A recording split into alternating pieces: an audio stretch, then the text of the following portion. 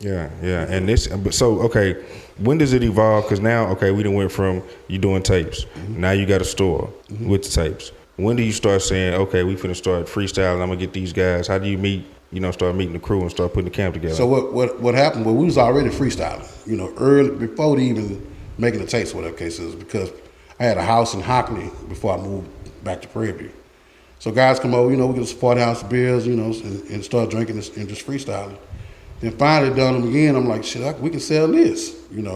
So we started putting the tapes together. So how I came up with the name Beltway 8 was to a guy named Ira Williams. He went to Prairie View. He's in my criminal justice class. So I told Ira, he had his own record label. I forgot the name of it. I said, I'm gonna come up with this label. I'm gonna call it 16 Loop.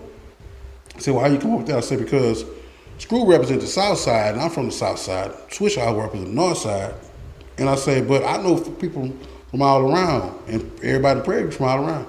He said, why don't you call it Beltway 8? I'm like, yeah, that's it right there. And the Beltway was new too around that time too. Yeah. So I started with the Beltway 8, and by the signs being on the highways and the news, it was like free advertisement, So got off from there, started rapping. So I had a meeting at the library at Prairie View, had about 60 rappers. Hey, I'm supposed to do this. I need everybody to come back to school with $100 each because I'm going to involve everybody. Nobody came back with the money. So I said, okay, cool. I'm going to give them all CDs from the CDs because, again, I never sold dope. But I knew what I dope gang because all my friends sold dope. So I'm from the CDs. Some work, yeah. Yeah, they finna come back with the money. Most of them ain't come back with the money. So, okay, no problem. I'm finna do this on my own, hit my own lick. And that's what I did. So I had, in Prairie View, in school, I had about 3-4 cars already. So I sold one of my cars to buy some studio equipment. Then after that, I started selling them, and then guess what? We started buying more equipment, creating the sound, and that's how, it jumped out with the artists. So we got, out of 60-something, we ended up getting about 15 of the guys. And they, like I said, they was from all over the state, country, whatever the case is. And this all came from that roundup you did from this? Yeah, so we had to, the funny thing is we had to have the South Siders come in on one day, and the North Siders come in on one day. And then finally I said, you know what?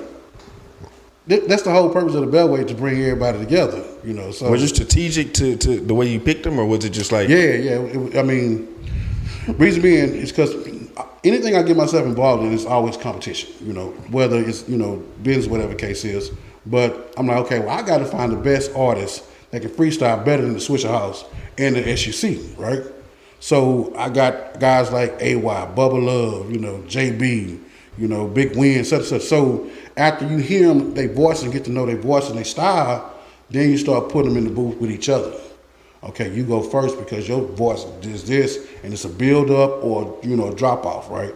And so that's how I did. And then the ones that wasn't really good, you're a filler rapper. I'm just gonna fill you in here, whatever case. It's like football team.